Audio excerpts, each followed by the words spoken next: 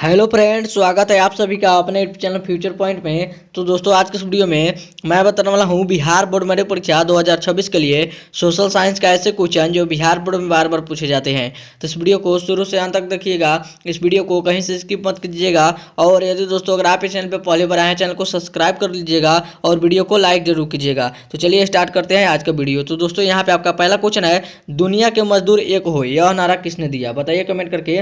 दुनिया के मजदूर एक हो यह नारा किसने दिया? तो याद रखिएगा, कार्ल मार्क्स ने दिया। किसने दिया? तो कार्ल मार्क्स ने दिया। यहाँ पे आपका ई ऑप्शन राइट आंसर होगा। इसको याद रखिएगा, ये भी बहुत ज्यादा इंपॉर्टेंट क्वेश्चन है।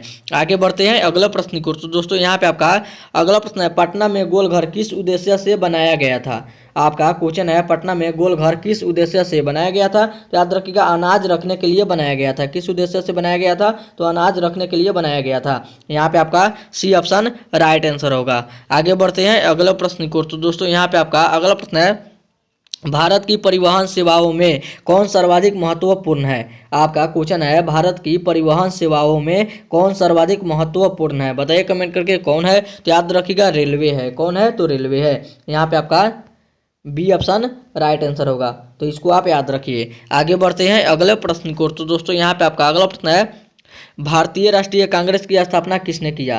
आपका क्वेश्चन है, भारतीय राष्ट्रीय कांग्रेस की स्थापना किसने किया? तो याद रखिएगा, ए ओ ह्यूम ने किया। किसने किया? तो ए ओ ह्यूम ने किया। यहाँ पे आपका ये ऑप्शन राइट आंसर होगा। आगे बढ़ते हैं अगले प्रश्न को। तो दोस्तों, यहाँ पे आपका अगला प्रश्न है, पटना का प्राचीन नाम क्या है? आपका क्वेश्चन है, पटना का प्राचीन नाम क्या है? बताइए कमेंट करके, पटना का प्राचीन नाम क्या है? तो याद रखिएगा, पाटलिपुत्र है। क्या है? तो पाटलिपुत्र है। यहाँ पे आपका बी ऑप्शन राइट आंसर होगा। आगे बढ़ते हैं अगले प्रश्न की ओर। तो दोस्तों, यहाँ पे आपका अगला प्रश्न है, नीति आयोग के पदेनाध्यक्ष कौन होते हैं? आपका क्वेश्चन है, नीति आयोग का पदेनाध्यक्ष कौन होते हैं? तो याद रखिएगा, प्रधानमंत्री होते हैं। कौन होते हैं? तो प्रधानमंत्री होते हैं। यहाँ पे आपका बी ऑप्शन राइट आंसर होगा। आगे बढ़ते हैं अगले प्रश्न को। तो दोस्तों, यहाँ पे आपका अगला प्रश्न है, लिच्छवी गणतंत्र किस राज्य में अवस्थित है?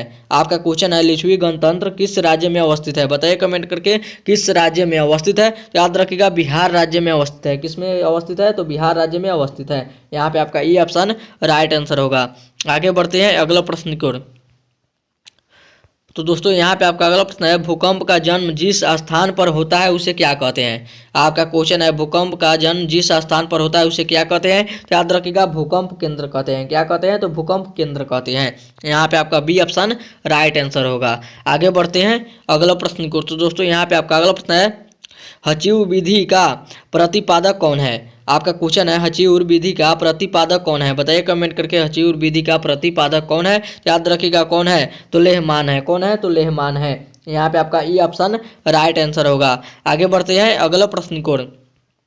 तो दोस्तों, यहाँ पे आपका अगला प्रश्न है, भारत के किस राज्य में सबसे अधिक चीनी मिल है? आपका क्वेश्चन है, भारत के किस राज्य में सबसे अधिक चीनी मिल है? तो याद रखिएगा, उत्तर प्रदेश में है। किस राज्य में है? तो उत्तर प्रदेश में है। यहाँ पे आपका सी ऑप्शन राइट आंसर होगा। आगे बढ़ते हैं अगला प्रश्न को। तो दोस्तों, यहाँ पे आपका अगला प्रश्न है, नई आर्थिक नीति के जन्मदाता कौन है? आपका क्वेश्चन है, नई आर्थिक नीति के जन्मदाता कौन थे? बताइए कमेंट करके कौन थे? तो याद रखिएगा, लेनिन थे। कौन थे? तो लेनिन थे। यहाँ पे आपका सी ऑप्शन राइट आंसर होगा। आगे बढ़ते हैं अगला प्रश्न की ओर। तो दोस्तों, यहाँ पे आपका अगला प्रश्न है, 10 घंटे का आंदोलन कहाँ चला था? आपका क्वेश्चन है, 10 घंटे का आंदोलन कहाँ चला था? तो याद रखिएगा, इंग्लैंड में चला था। कहाँ पे चला था? तो इंग्लैंड में चला था। यहाँ पे आपका ई ऑप्शन राइट आंसर होगा। आगे बढ़ते हैं अगला प्रश्न को। तो दोस्तों, यहाँ पे आपका अगला प्रश्न है, आधुनिक नगरों का विकास कब से हुआ?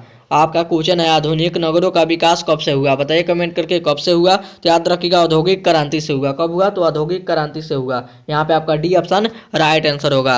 आगे बढ़ते हैं अगला प्रश्न को। तो दोस्तों, यहाँ पे आपका अगला प्रश्न है, विश्व के प्राचीनतम शहर कहाँ बसे थे? आपका क्वेश्चन है, विश्व के प्राचीनतम शहर कहाँ बसे थे? तो याद रखिएगा, मेसोपोटामिया में बसे थे। कहाँ पे बसे थे? तो मेसोपोटामिया में बसे थे। यहाँ पे आपका ई ऑप्शन राइट आंसर होगा। आगे बढ़ते हैं अगले प्रश्न को।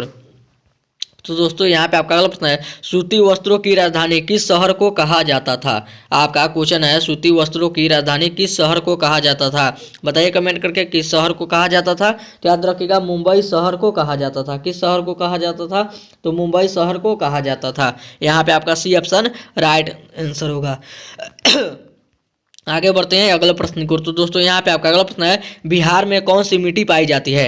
आपका क्वेश्चन है, बिहार में कौन सी मिट्टी पाई जाती है। तो याद रखिएगा, जलोढ़ मिट्टी पाई जाती है। कौन सी मिट्टी पाई जाती है, तो जलोढ़ मिट्टी पाई जाती है।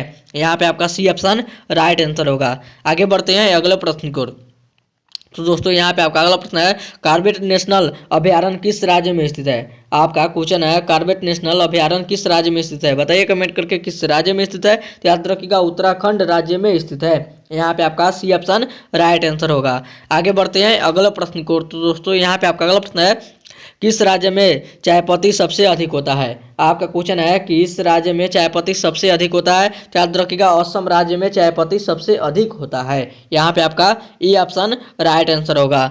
आगे बढ़ते हैं अगले प्रश्न को। तो दोस्तों यहाँ पे आपका अगला प्रश्न है, विवेक एक्सप्रेस कहाँ से कहाँ तक जाती है। आपका क्वेश्चन है, विवेक एक्सप्रेस कहाँ से कहाँ तक जाती है। याद रखिएगा, डिब्रूगढ़ से कन्याकुमारी तक जाती है। कहाँ से कहाँ तक जाती है, तो डिब्रूगढ़ से कन्याकुमारी तक जाती है। यहाँ पे आपका सी ऑप्शन राइट आंसर होगा। आगे बढ़ते हैं अगले प्रश्न को। तो दोस्तों यहाँ पे आपका अगला प्रश्न है, हल्दिया कहाँ स्थित है। आपका क्वेश्चन है, हल्दिया कहाँ स्थित है। बताइए कमेंट करके कहाँ पे स्थित है। तो याद रखिएगा, हल्दिया कहाँ पे स्थित है, तो गोवा के निकट स्थित है। कहाँ पे स्थित है, तो गोवा के निकट स्थित है। यहाँ पे आपका डी ऑप्शन राइट आंसर होगा।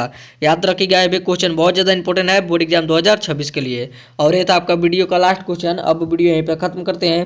उम्मीद करते हैं वीडियो आप सबको बहुत ही अच्छा लगा होगा। तो इस वीडियो में जाते जाते इस वीडियो को जरूर एक लाइक कर दीजिएगा और चैनल पर नया चैनल को सब्सक्राइब जरूर कीजिएगा। तब तक मिलते हैं अगले वीडियो में। तब तक bye bye, thank you for watching. मिलते हैं अगले वीडियो में।